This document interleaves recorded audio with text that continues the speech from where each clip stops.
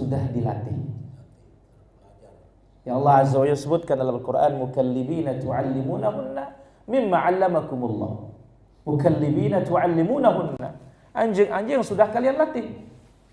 Kemudian juga dalam hadis Nabi sallallahu alaihi wasallam, idza arsaltal kalba kal mu'allam, apabila engkau mengutus anjingmu yang terlatih, terpelajar, berarti punya ilmu. Hewan ketika dia punya ilmu, derajatnya naik, apalagi manusia. Baik, ma'asyiral hadirin rahimakumullah azza wa jalla, kita baca. An Abi Hurairah radhiyallahu anhu qala Rasulullah sallallahu alaihi wasallam. Dari sahabat yang mulia Abu Hurairah radhiyallahu anhu, Rasulullah Karim sallallahu alaihi wasallam bersabda, "Bainama rajulun yamshi fashtadda alaihi al-'atash." Ketika seseorang sedang berjalan, ishtadda alaihi al-'atash, tiba-tiba dia sangat kehausan. Seorang sedang berjalan kehausan. Fanazala bi'ran. Saat itu dia pun langsung turun ke satu sumur. Fasyariba minha. Dia pun minum. Thumma kharaj. Setelah puas minum, dia keluar. Fa idza huwa bikalbin yalhathu ya'kulu thara. Ternyata begitu keluar, dia menemukan seekor anjing yang sudah sangat-sangat kehausan. Ditemui dia sedang memakan tanah. Saking hausnya, berharap dari tanah itu ada air. Dia makan. Ya'kulu thara minal 'atash. Saking hausnya, tanah pun dia makan. Di sanalah dia mengatakan, faqala laqad balagha hadza mithlu alladhi balagha bi. Sungguh anjing ini telah sampai pada derajat yang aku pun sudah merasakannya. Sangat-sangat kehausan. Dan kita tahu para hadirin, yang namanya air ini disebut oleh Allah Subhanahu wa taala, wa ja'alna minal ma'i kulli syai'in hayy. Kami jadikan dari air itu segalanya bisa hidup. Orang bisa hidup tanpa makan dan minum beberapa hari, tapi susah rasanya untuk hidup tanpa air. Lalu apa yang dilakukan oleh orang ini? Famala'a khuffahu thumma amsakahu bifihi. Dia penuhi khufnya, sepatunya dengan air, dan sepatu itu dipegang, digigit dengan giginya sambil naik ke atas karena tidak punya timba. Ya, kalau dalam bahasa kita, tak ada rotan akar pun jadi. Yang penting bisa memberikan hewan tersebut kebaikan, bisa menyelamatkan nyawanya hewan itu. Thumma raqiya fasaqal kalba. Kemudian dia terus naik dan dia pun memberi minum kepada anjing tersebut. Fasyakarallahu lahu faghafara lahu. Allah Subhanahu wa taala berterima kasih kepadanya, dan Allah Subhanahu wa taala membalasnya dengan ampunan dosanya. Subhanallah. Orang ini diampuni dosanya oleh Allah Subhanahu wa taala. Qalu ya Rasulullah. Di sini para sahabat bertanya, ya Rasulullah, wa inna lana fil bahaimi ajra. Apakah kita mendapatkan pahala ketika berbuat baik kepada bahaim, hewan ternak? Dapatkah kita pahala ya Rasulullah? Qala fi kulli kabidin raqbatin ajrun. Rasulullah sallallahu alaihi wasallam menjawab, pada setiap perbuatan baik pasti berpahala. Pada setiap perbuatan baik pasti berpahala. Ma'asyiral hadirin dimuliakan Allah Subhanahu wa taala. Ini hadis masih umum. Artinya apa? Seorang laki-laki disebut oleh Nabi sallallahu alaihi wasallam. Tapi coba lihat riwayat yang lain yang disebut apa? Baghaya min baghaya Bani Israil. Mohon maaf, ini salah seorang pelacur dari Bani Israil. Yang kita tahu yang namanya zina, kabairudz dzunub, dosa besar. Hanya dengan sebab yang sama, memberikan anjing minum yang sangat kehausan, sebagaimana dia kehausan, ghafarallahu laha, Allah azza wa jalla maafkan dosanya. Maka dari sini kita bisa menarik satu kesimpulan dari kesimpulan yang sangat banyak disebut oleh para ulama kita, la tahqiranna minal ma'rufi syai'a, kebaikan jangan diremehkan. Jangan-jangan kita masuk dengan sebab yang kita tidak anggap itu menyelamatkan kita. Baik, ma'asyiral hadirin dirahmati Allah Subhanahu wa taala. Haditsun 'azim. Hadis yang sangat agung. Hanya dengan sebab memberikan sekali minum hewan, Allah Subhanahu wa taala mengampuni dosa. Riwayat yang lain, dosa seorang pezina, pelaku dosa besar. Dan itu yang diberikan minum adalah hewan. Nah sekarang bagaimana kalau yang kita berikan minum itu adalah orang yang sedang menuntut ilmu? Yang kita berikan itu adalah orang-orang yang bertakwa, yang beriman. Bagaimana besar pahalanya? Iya, kita katakan hewan, betul, dia tidak berdosa. Ya. Tapi kalau manusia, apa kata Nabi sallallahu alaihi wasallam secara umum? Wala ya'kul ta'amaka illa taqi. Jangan makananmu dimakan kecuali oleh orang-orang yang bertakwa. Tapi bukan berarti tidak bertakwa tidak boleh diberikan, boleh, dengan maksud ta'liful qulub, bagaimana menjinakkan hatinya, bagaimana mendakwahi dia. Nah, kalau hewan saja Allah azza wa jalla ampuni dosa seseorang dengan sebab memberikannya sekali minum, apalagi yang kita berikan adalah orang yang beriman,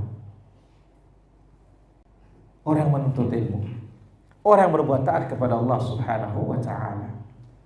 Maka lihat para hadirin rahmatullah azza wa jalla, yang haji, yang umrah, ketika dia lewat dari Arafah menuju Muzdalifah, dia akan diperkenalkan sebelah kanannya di bukit itu ada seperti aliran parit. Ada aliran parit air, yang mana itu tahu nggak datangnya dari pemikiran siapa? Istrinya Harun ar-Rasyid yang bernama Zubaidah. Apa latar belakang pemikirannya? Dia berpikiran bahwasanya bagaimana ya dari Irak sampai ke Mekah supaya ada mata air atau supaya ada ya air untuk orang berjalan kaki itu bisa minum. Orang musafir bisa minum. Hanya seorang perempuan punya pemikiran. Dikumpulkan orang-orang hebat di zamannya, bilang nggak mungkin. Tapi dia mengatakan mungkin. Nah, barulah mulai. Ya, setelah beberapa saat, akhirnya sekarang masih tersisa di Makkah tersebut. Ya, uyun Zubaidah, mata air Zubaidah. Ya, salah satu motivasinya adalah hadis yang mulia. Bagaimana kalau hewan saja kita berikan minum bisa diampuni dosa kita oleh Allah Subhanahu wa taala, apalagi yang kita beri adalah manusia, apalagi orang beriman, apalagi lagi orang yang sedang melaksanakan ibadah haji. Bagaimana besar pahalanya? Maka pantas Nabi sallallahu alaihi wasallam bersabda, afdhalus shadaqatil ma'. Sedekah yang paling afdal adalah air. Baik. Kita ambil beberapa ahkam dan fawaid dari hadis yang mulia ini para hadirin dimuliakan Allah Subhanahu wa taala. Yang pertama, Al-Islam dinur rahmat wal ihsan. Agama Islam adalah agama kasih sayang dan agama kebaikan. Jadi Islam ini agama kasih sayang. Agama kebaikan adalah agama Islam. Wa amara bidzalika jami'al makhluqat.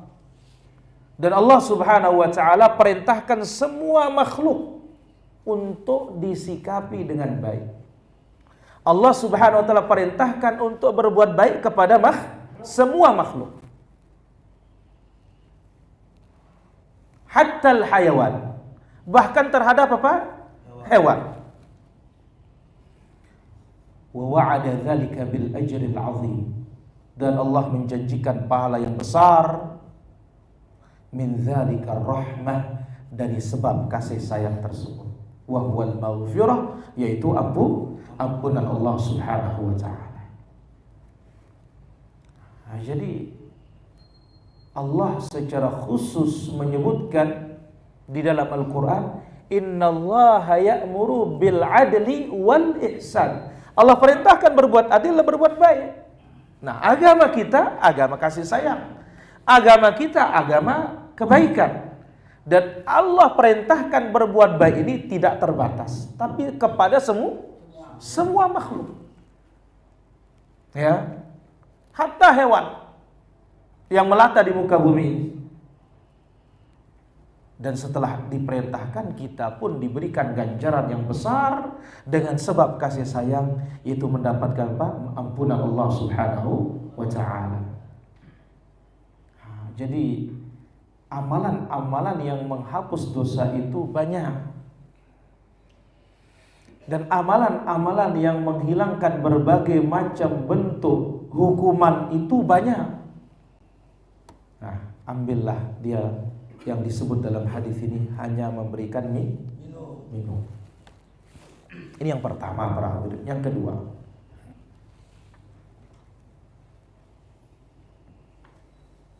fadlu saqil ma wa kaunuhu min a'zamil qurbat. Keutamaan memberi air minum. Dan memberi air minum ini min a'zamil qurbat, di antara pendekatan kepada Allah Subhanahu wa taala yang terbesar. Bagaimana tidak? Ja'alahu Nabi sallallahu alaihi wasallam min afdalis shadaqat. Nabi sallallahu alaihi wasallam menjadikannya sedekah paling afdal. Jadi keutamaan memberi air minum, dan dia adalah pendekatan kepada Allah yang terbesar, sehingga Nabi sallallahu alaihi wasallam menjadikan dia min afdalis shadaqat, sedekah yang paling afdal. Dan nanti akan datang insyaallah faedah terakhir, bagaimana hikayat wa qasas, kisah dan cerita dan pelajaran tentang orang yang memberikan sedekah air minum itu memiliki keajaiban yang luar biasa. Maka lihat para hadirin, ya, Makkah wal Madinah, apalagi dengan air yang terbaik di muka bumi, apa? Zam-zam. Tidak ada yang pernah sepi. Bayangkan kalau dia harus diangkut dari Makkah ke Madinah 450 km tiap hari, 1 menit pun tidak pernah air itu kosong. Nah, bagaimana pahalanya para hadirin rahmatullah azza wajalla? Maka pantaslah nanti kita ambil faedah terakhir, kenapa Nabi sallallahu alaihi wasallam suruh kita menggali sumur? Kenapa Nabi sallallahu alaihi wasallam suruh kita mengalirkan air sungai? Ini termasuk sedekah jariyah. Sedekah yang pahalanya tidak akan putus selama-lamanya. Selama orang bisa memanfaatkan air tersebut, kita dapat. Jadi afdhalus sedekah al-ma. Sedekah yang paling afdal adalah air. Tidak ada lebih afdal dari itu. Dari segi bentuk. Tapi segi waktu lain lagi. Ketika sehat, ketika kaya. Dari segi waktu berbeda lagi, zamannya, masanya. 10 pertama Dzulhijjah. Pada malam Qadar. Tapi kalau segi bentuk yang terhebat itu apa? Air. Apalagi Zam-Zam. Kalau Zam-Zam sudah tidak ada lawannya, dalil. Baik, faedah yang ketiga.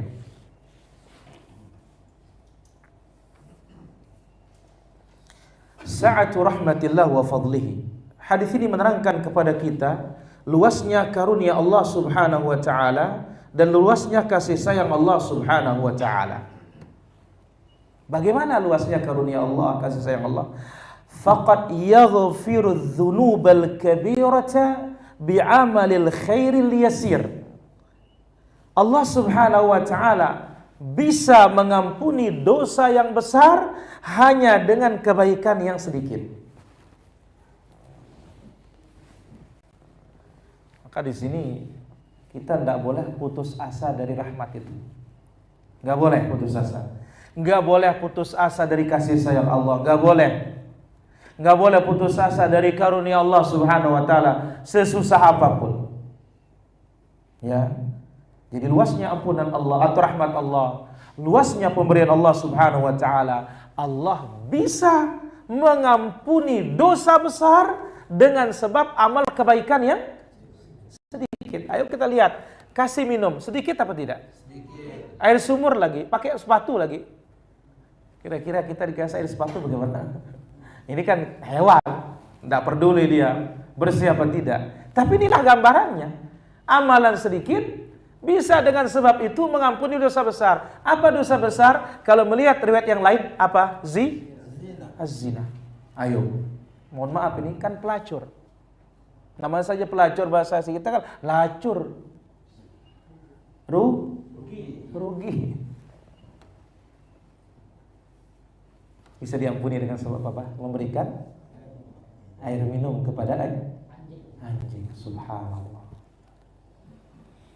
Maka itu dia sebagaimana kita sebutkan, la tahqiranna minal ma'rufi syai'a. Jangan pernah meremehkan kebaikan.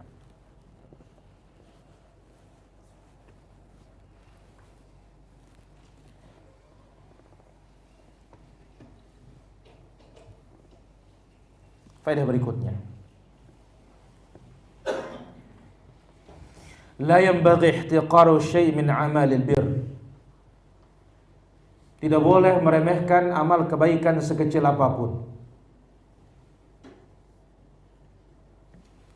Li'annaha qad takunu sababu ghufranidz dzunub min haitsu la tash'ur. Karena bisa saja menjadi sebab dosamu diampuni dan engkau tidak merasa itu menjadi penyebab engkau diampuni. Sekali lagi para hadirin, ya, tidak boleh seorang untuk meremehkan amal kebaikan sekecil apapun. Karena bisa jadi itu menjadi sebab dosa engkau diampuni oleh Allah Subhanahu wa taala dan engkau tidak merasa itu yang akan menjadi sebab engkau diampuni. Nah, inilah pentingnya sebagaimana kata Al-Abbas ibn Abdul Muttalib radhiyallahu anhu arda. Apa kata beliau? La yatimul ma'ruf illa bi thalath. Tidak akan sempurna kebaikan itu kecuali dengan 3 perkara. Haji Ramli. La yatimul ma'ruf, tidak akan sempurna kebaikan itu kecuali dengan 3 perkara. Mana dia? Yang pertama, bitasghirihi. Kalau dia besar anggap dia kecil. Haji Patoni, ini kebaikan itu akan sempurna seperti ini. Jadi kalau dia besar, anggap dia apa? Kecil. Yang kedua,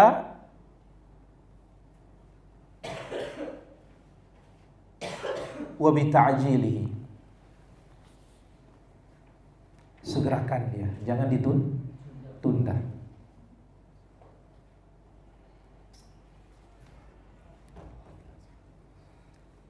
Yang ketiga, ya, wa nisyani, lupakan dia. Jadi kalau sudah perbuat, jangan diingat-ingat sudah. Lupakan sudah. Nah kalau dia besar, anggap dia apa? Kecil. Apalagi sudah kecil, jangan anggap dia besar. Nah barulah kebaikan itu akan sempurna. Ya, la yatimul ma'ruf illa bi thalath. Tidak akan sempurna kebaikan itu kecuali dengan tiga perkara. Yang pertama apa? Bita'jilihi. Kemudian yang kedua bitasghirihi, ya, anggap dia kecil. Kemudian anggap dia apa?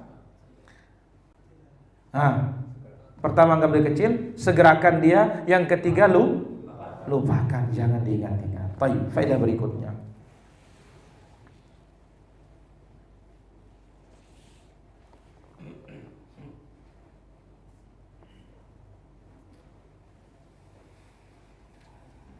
Al-ihsanu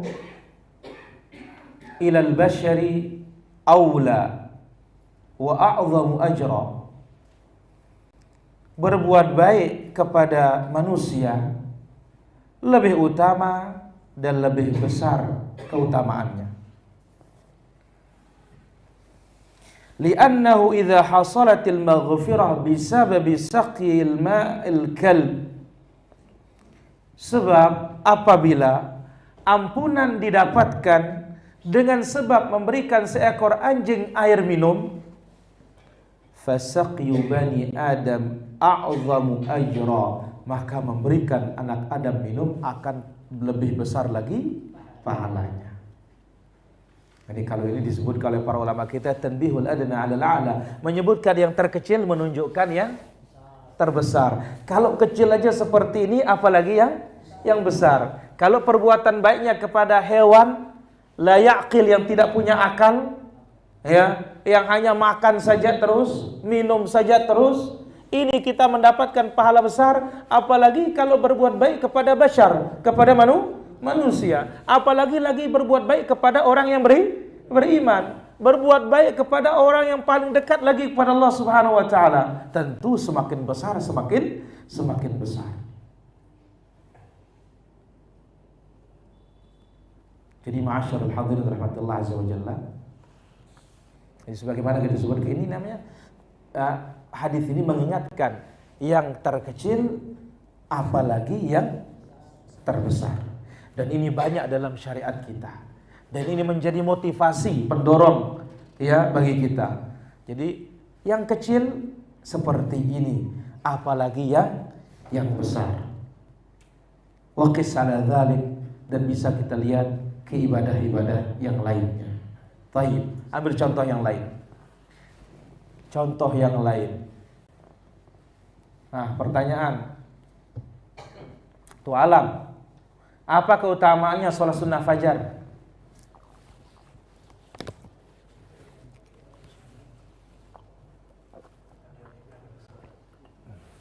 Helmi,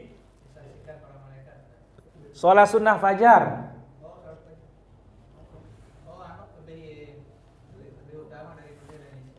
lebih baik dari dunia dan apa kata para ulama kita? Kalau sholat sunnahnya saja seperti ini, apalagi sholat fajarnya. Ayo bayangkan. Kalau sunnahnya saja seperti ini, apalagi sholat fajarnya, Sul. Kenapa? Karena Nabi SAW menyebutkan dalam haditsul qudusi, Allah Azza wa Jalla berfirman, "Fama taqarraba ilayya 'abdi bi syai'in ahabba ilayya mimma aftaratuhu 'alaihi." Tidak ada amalan yang paling aku cintai yang digunakan hambaku mendekatkan dirinya kepadaku selain dari yang aku wajibkan. Ayo. Jadi di antara amalan yang ada ini, yang paling dicintai oleh Allah amalan wajib. Baru setelah itu datang amalan sunnah. Nah sekarang, kalau sunnah fajarnya saja lebih baik dari dunia dan seisinya, apalagi sholat fajarnya.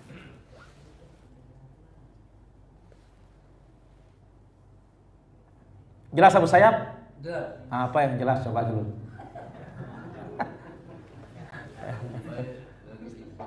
Astagfirullah. Kenapa? Lebih baik dari isina katanya. Lebih baik dari dunia dan seisinya. Salat apa itu? Salat sunat. Sunat apa?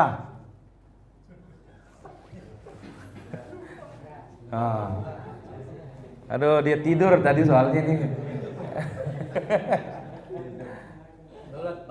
Salat sunnah fajar. Ahsan, tabarakallah. Dahlin, berapa rakaat sunnah fajar? 2 rakaat. Baik, kalau 2 rakaat lebih baik dari dunia dan seisinya, apalagi 4. Hah? Betul Dahlin? Betul Pak. 2 saja, nggak boleh 4. Jelas Abu? Maka lihat Ibnu Umar, kalau sudah azan subuh dikumandangkan, dia nggak lebih dari 2 saja. Nggak lebih dari berapa? 2 rakaat saja. Baik. Faedah berikutnya para jamaah.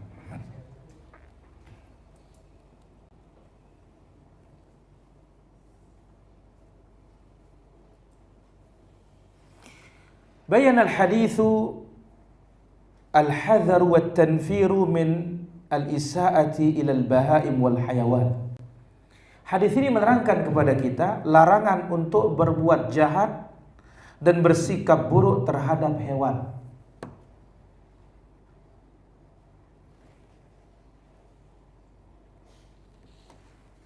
Kenapa demikian? Karena hadis ini menyuruh kita berbuat baik. Tidak akan sempurna kebaikan itu kecuali kita harus meninggalkan keburukan.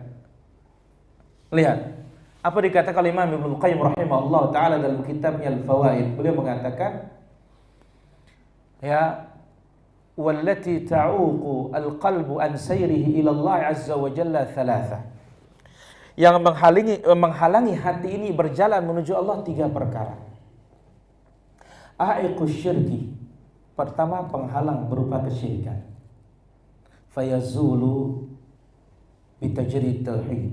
Akan hilang dengan memurnikan tauhid. Wa aiqul bid'ati. Yang kedua, penghalang bid'ah. Fatazulu bi ittiba'is sunnati. Akan hilang dengan ittiba'is sunnah. Wal ma'siyah. Dan maksiat. Fatazulu, akan hilang bitashihit taubati, dengan membenarkan taubat kita kepada Allah Subhanahu wa taala.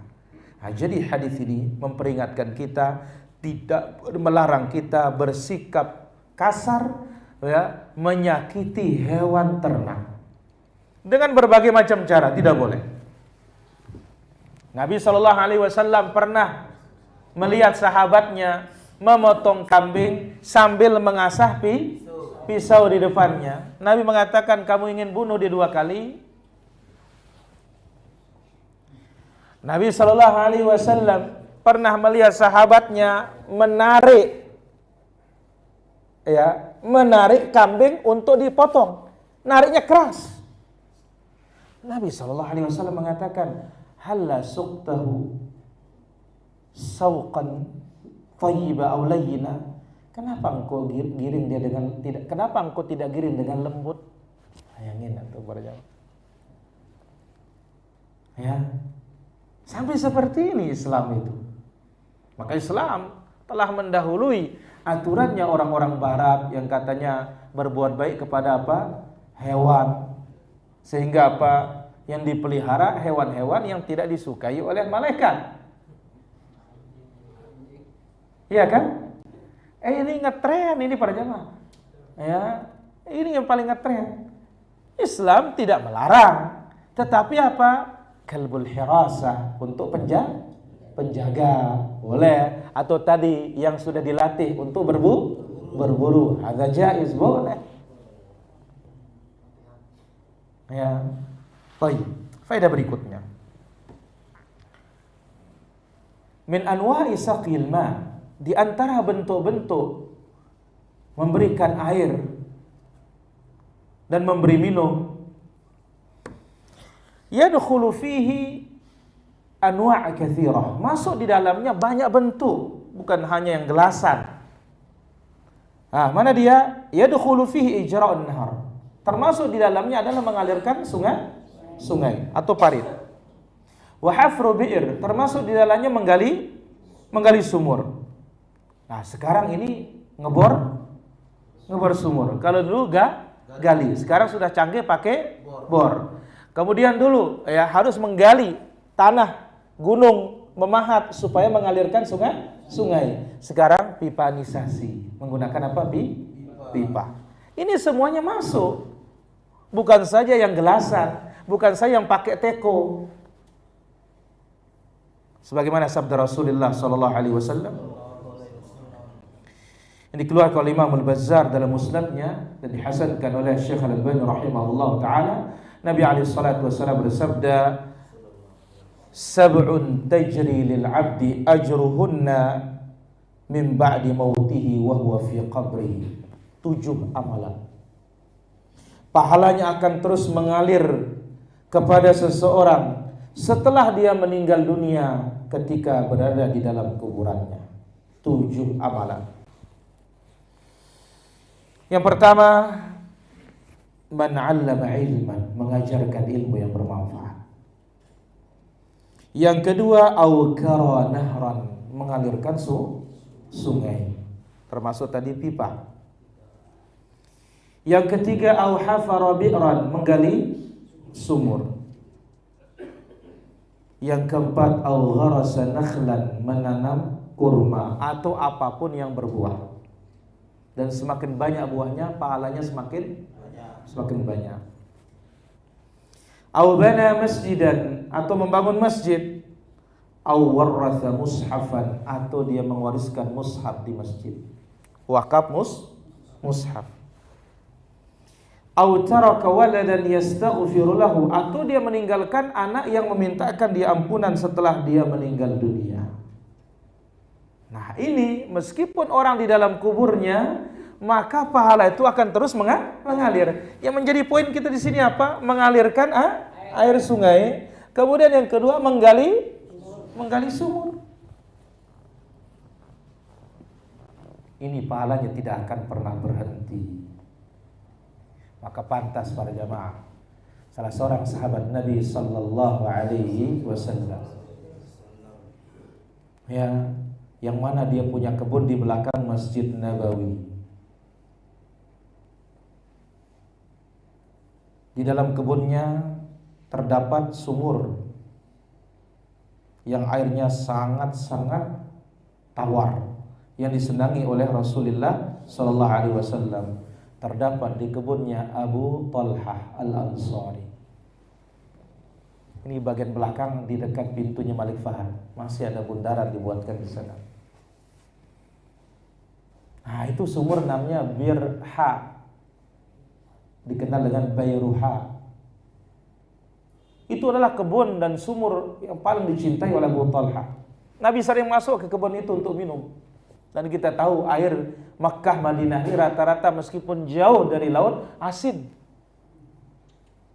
Gali sumur 100 meter asin. Jarang menemukan air yang tawar. Paling yang tawar itu Bayruha. Kemudian Bi'rul Khatam yang di dekatnya Masjid Quba. Kemudian sumurnya Yahudi yang dibeli oleh sahabat Utsman.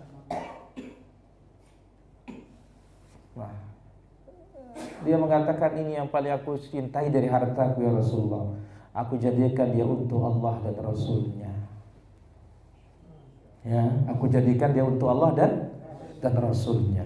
Nah, jadi para hadirin rahmatullah azza wa jalla, memberi air ini tidak hanya sebatas memberikan air gelasan, tapi masuk di dalamnya berbagai macam bentuk. Ya, mengalirkan sungai, air sungai. Ya, termasuk sekarang kita lihat program pemerintah yang memudahkan ya para petani mendapatkan air. Ini bagian dari semuanya itu. Ya. Atau juga menggali sumur, atau sekarang bor sumur. Ya. Bahkan sekarang ada teknologi terbaru lagi para jamaah. Di beberapa daerah yang kekeringan, yang di perbukitan itu, dia buat apa? Dia buat tawar. Tawar itu ternyata untuk menampung kabut sehingga mengumpulkan air. Ini teknologi terbaru lagi nih para jamaah. Ini semuanya masuk di dalam hadis ini. Karena Allah Azza wa Jalla menyebutkan dalam Al-Quran, wa ja'alna minal ma' kulla syai'in hayy. Kami jadikan dengan air itu segalanya bisa hidup. Baik.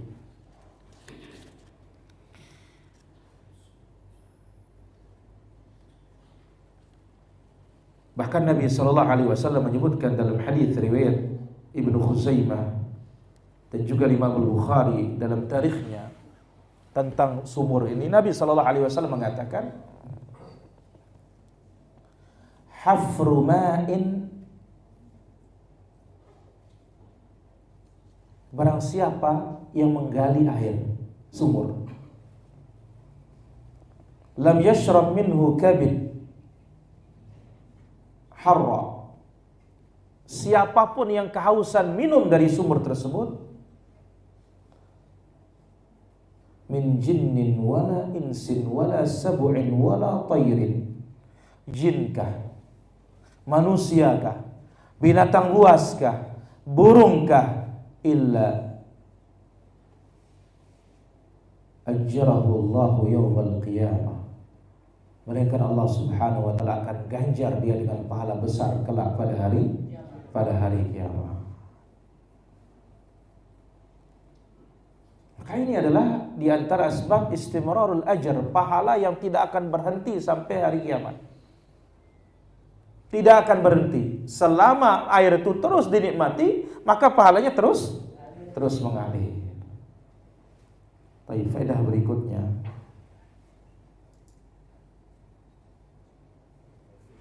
Al-istishba' bisaqil ma' was sadaqah. Min fawaidi atau min fadaili, di antara keutamaan sedekah air, huwa sabilul istishfa', ini jalan untuk mendapatkan kesembuhan. Jalan untuk mendapatkan kesembuhan.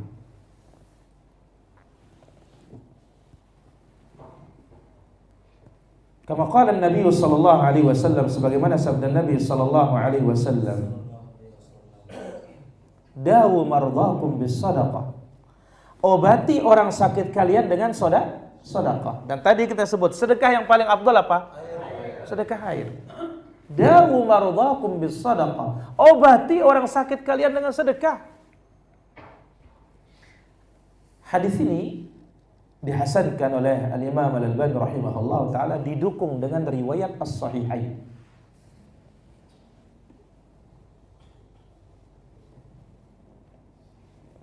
Tentang solat gerhana,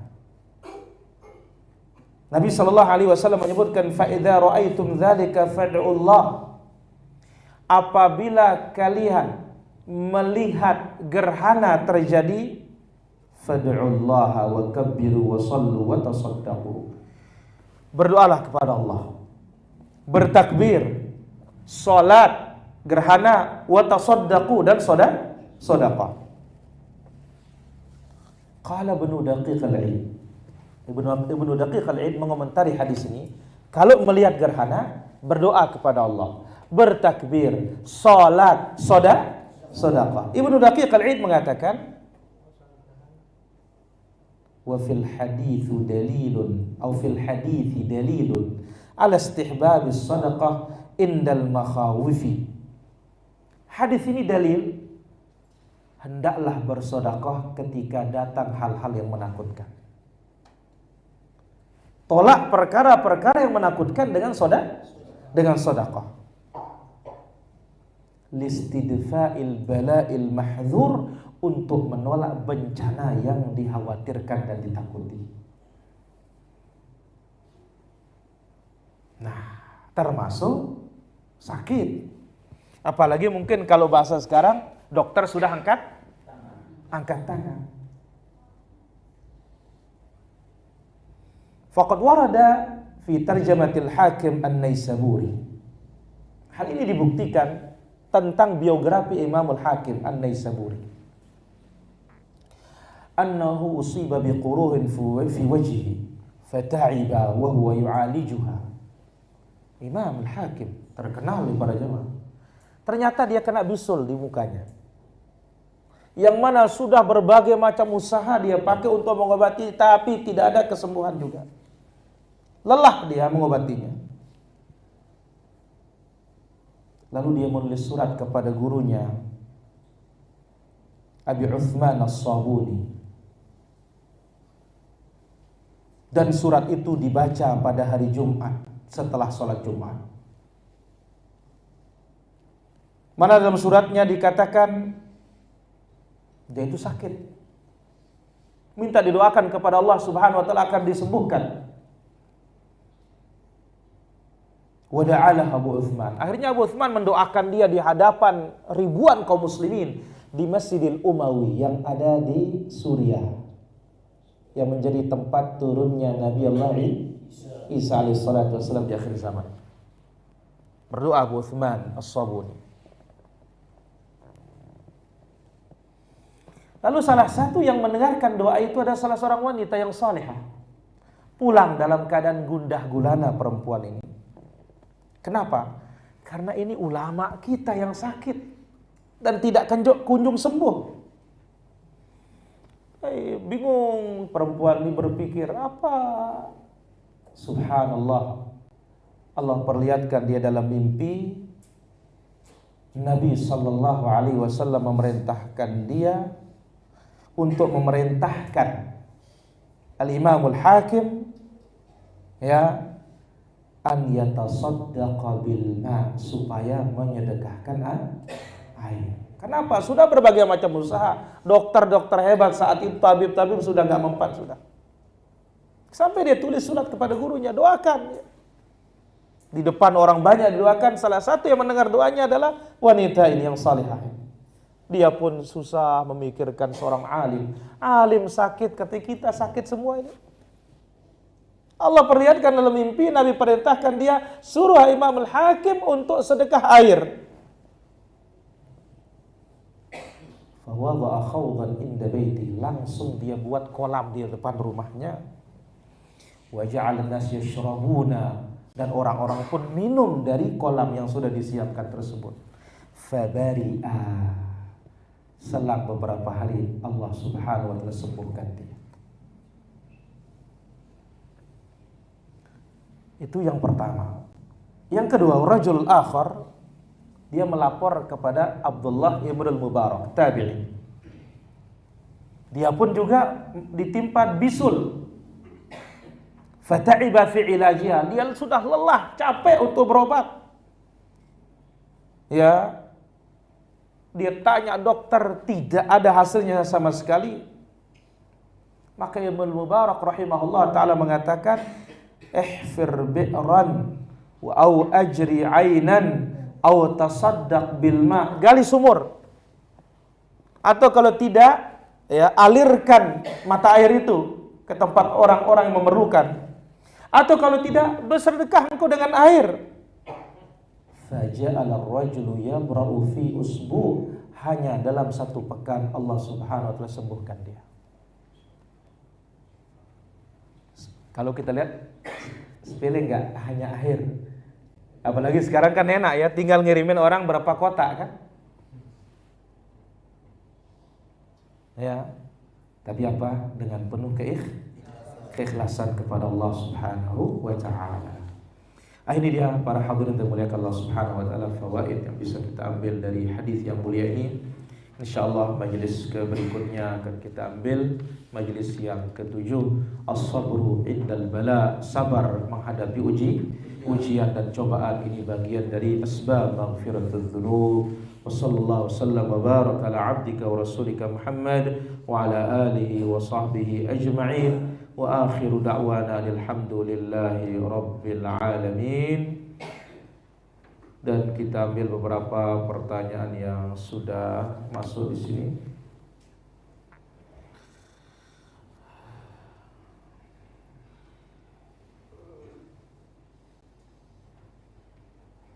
Baik. Burung dipelihara supaya suaranya merdu, indah, lalu dipertandingkan, lalu dapat hadiah. Bagaimana hukumnya Ustaz? Afwan, masih di jalan ini katanya. Pertama, suaranya bagus, dipertandingkan. Bagaimana yang seperti ini? Kita katakan bahwasanya ada 3 jenis pertandingan disebut oleh para ulama kita. Yang pertama, yajuzu bi'iwadin, boleh dengan adanya hadiah dari para peserta itu. tapi ini terbatas. Mana dia? Berkuda. Mana dia? Memanah. Mana dia? Bukan. Ngarang aja. Balapan unta. Kenapa? Karena membantu untuk jihad. Jadi yang dibaliknya itu yang dilihat. Yang kedua, yajuzu bi'iwadin wa bila iwadin. Ya, boleh adanya upah atau hadiah dan juga tidak adanya hadiah.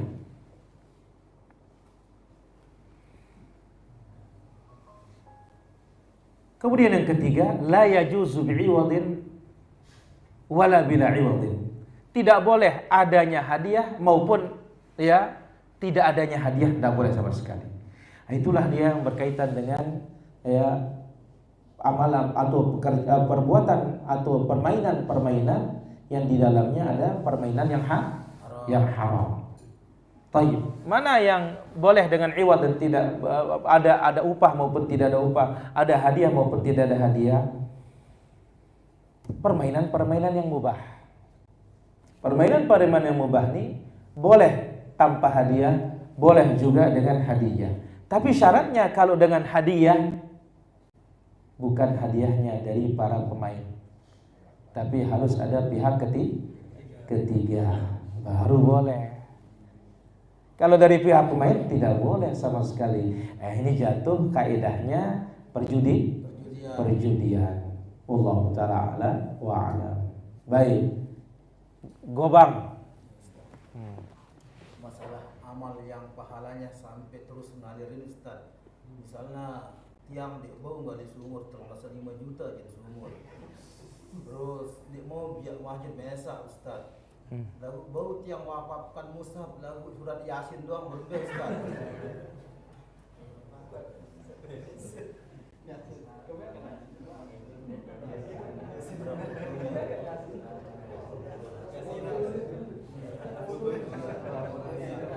Ada fotonya surat Yasin doang. Nabi Shallallahu Alaihi Wasallam menyebutkan tadi dalam hadisnya apa? Mushaf, bukan surah. Allah Ta'ala ala wa ala. Baik, Dahlin ada pertanyaan Dahlin? Ada Ustaz? Iya. Nah, masalah sholat. Jadi sebelum kita sholat kan kita wudhu. Nah, jadi kita wudhu sini, di pandangan kasih kembali tepungnya. Nah, jadi tono kita wudhu. Terus kita sholat, bagaimana sholat kita ini? La ilaha illallah. Kita wudhu tetapi pipa orang yang kita bocorkan katanya.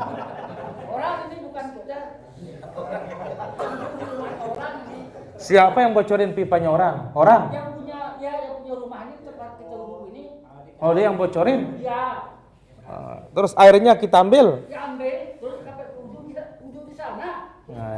Ingat ya, membocorkan pipa ini ada dua jenis. Satu memang itulah tekniknya untuk menghilangkan angin.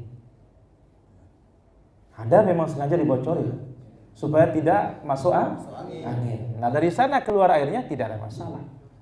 Nah, yang kedua yang unsur kesengajaan ini namanya ini adalah al-ma'ul maghsub, air rampokan dan rampasan.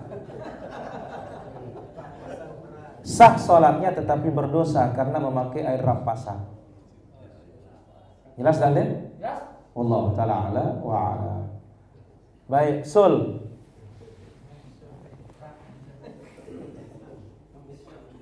Ini berkaitan yang binatang buruan misalkan. Nah, sekarang tempat gigitannya itu saya dapat ada binatangnya tempat gigitannya itu. baik, bagaimana tetap bekas gigitannya? Ya kasih dia makan. Jadi mana yang digigit itu potong. Dan itu sudah menjadi ya sunnahnya para pemburu. Ini kami dikasih tahu sama orang-orang tua itu. Nanti kalau enggak nyelek dia nanti. Nanti ngambak dia. Memang itu sudah menjadi sunnahnya para pemburu, ketetapannya para pemburu, mana bagian digigit itu akan diberikan dia. Jelas, Sun? Wallahu ta'ala ala. Jangan kita pelit sudah dikasih satu bungkul ya, kita sampai bekas giginya kita mau hitung. Wallahu ta'ala ala wa ala. Baik, ada lagi pertanyaan? Fadhal.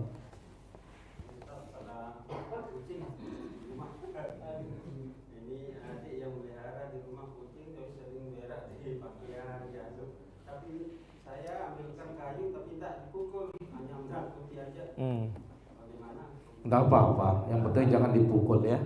Allah ta'ala wa ala. Baik, Tuh Alam, ada pertanyaan?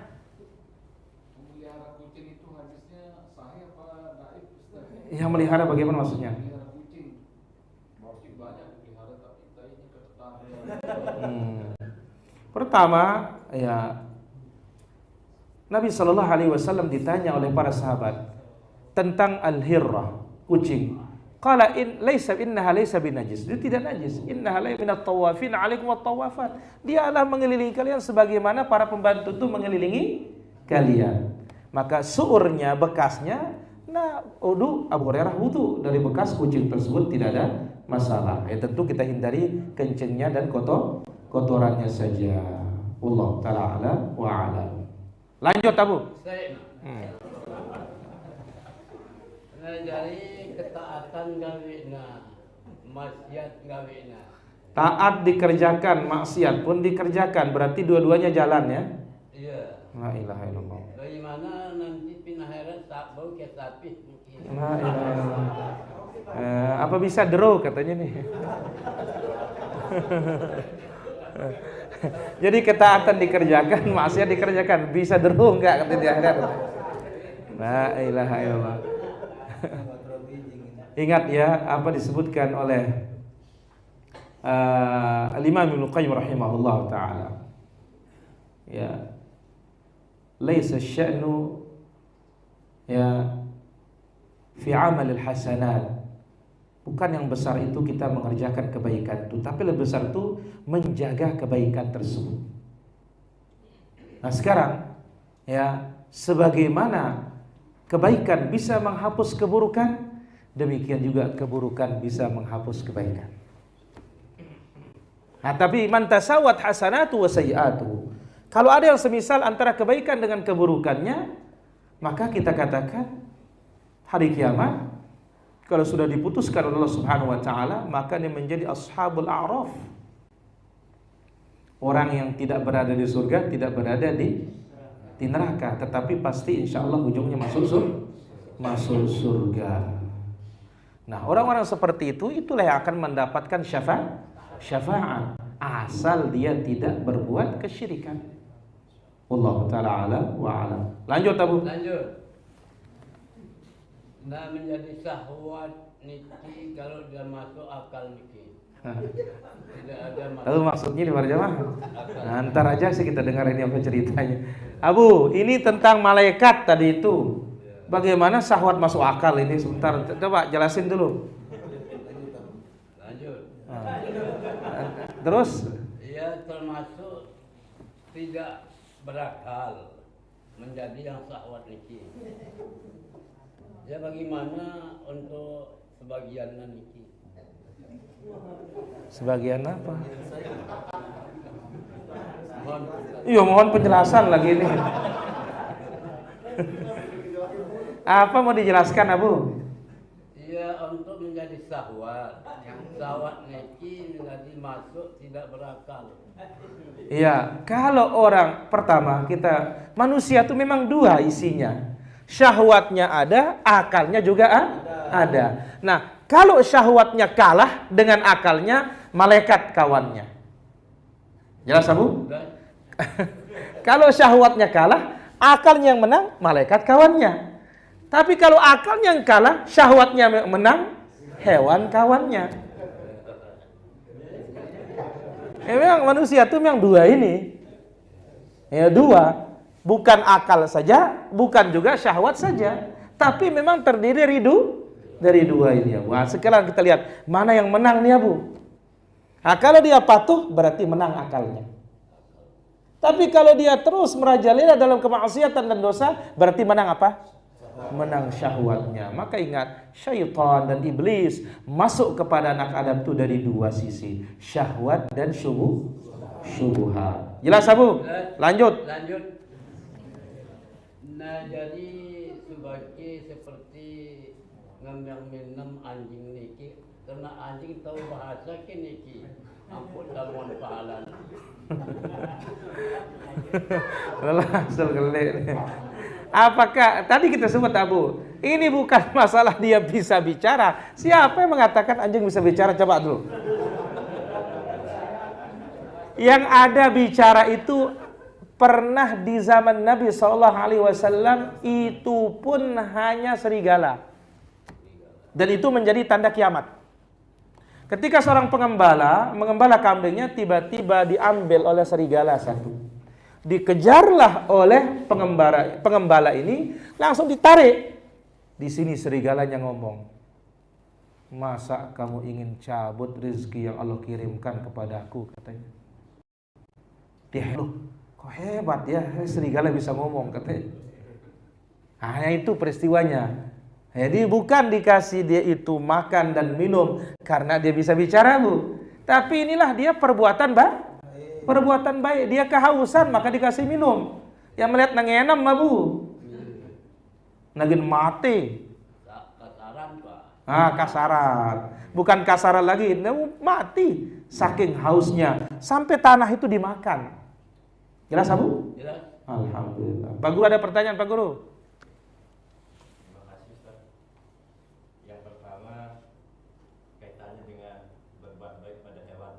Nah, adalah mendapatkan ganjaran yang besar pada sisi Allah, tetapi jauh lebih utama berbuat baik kepada manusia. Nah, dalam konteks ini, Ustaz, apabila manusia itu memenangkan syahwatnya daripada akalnya, maka apakah juga lebih utama dari hewan itu padahal hewan? Ya tidaklah.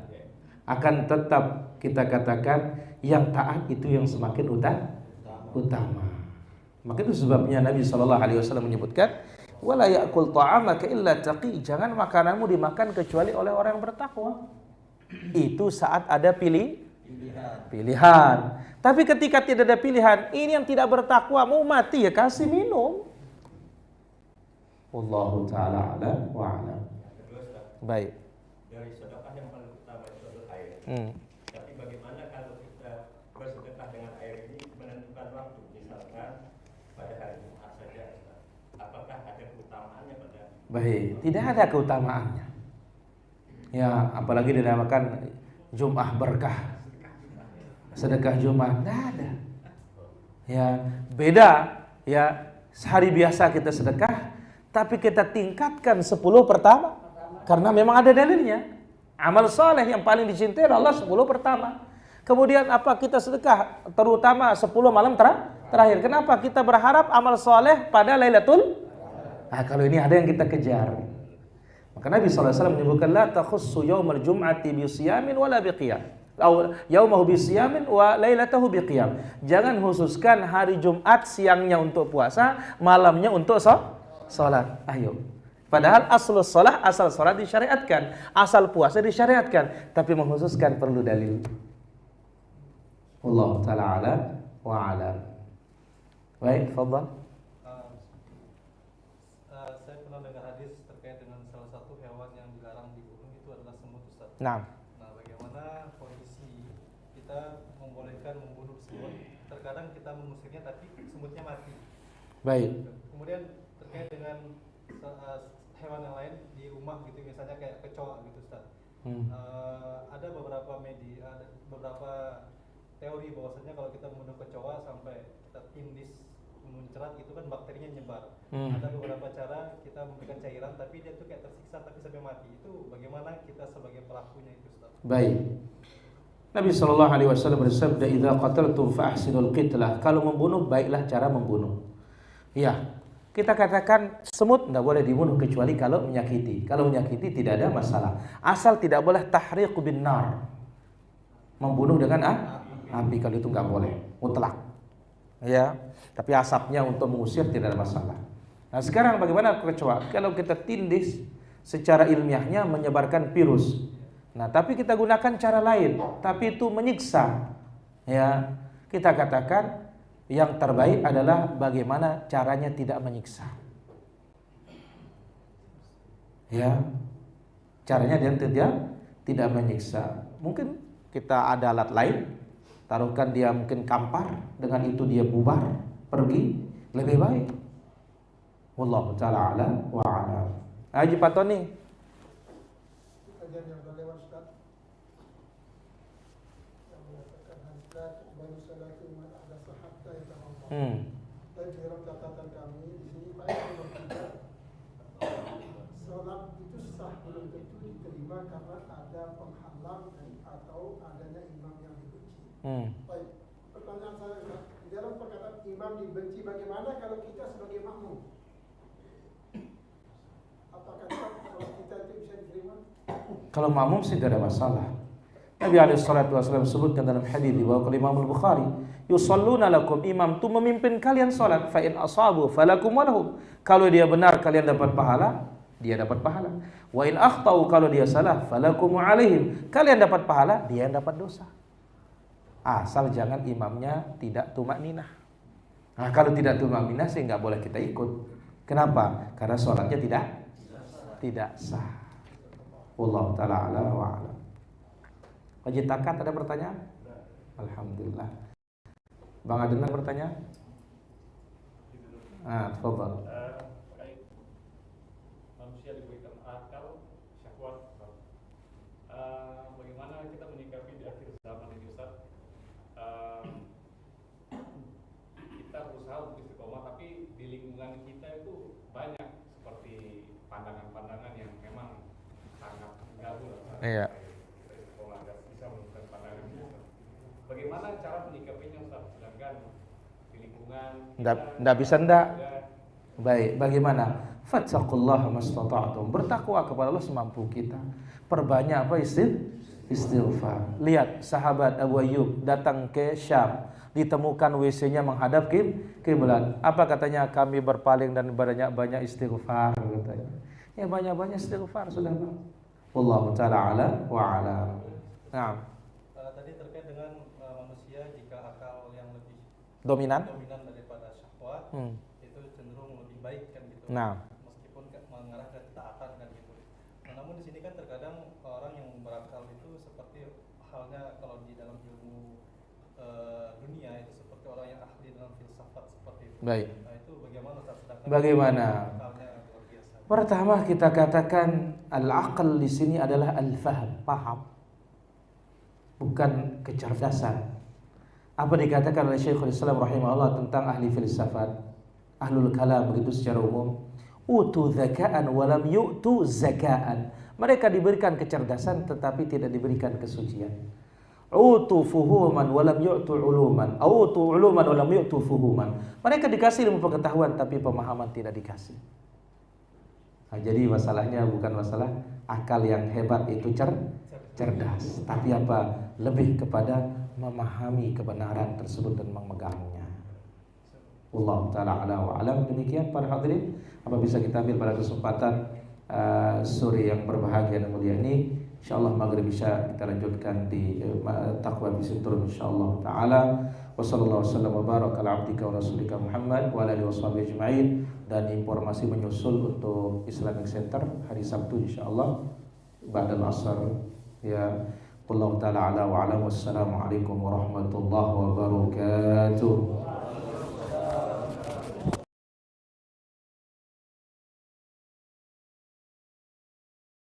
إن تنصروا الله ينصركم ويثبت أقدامكم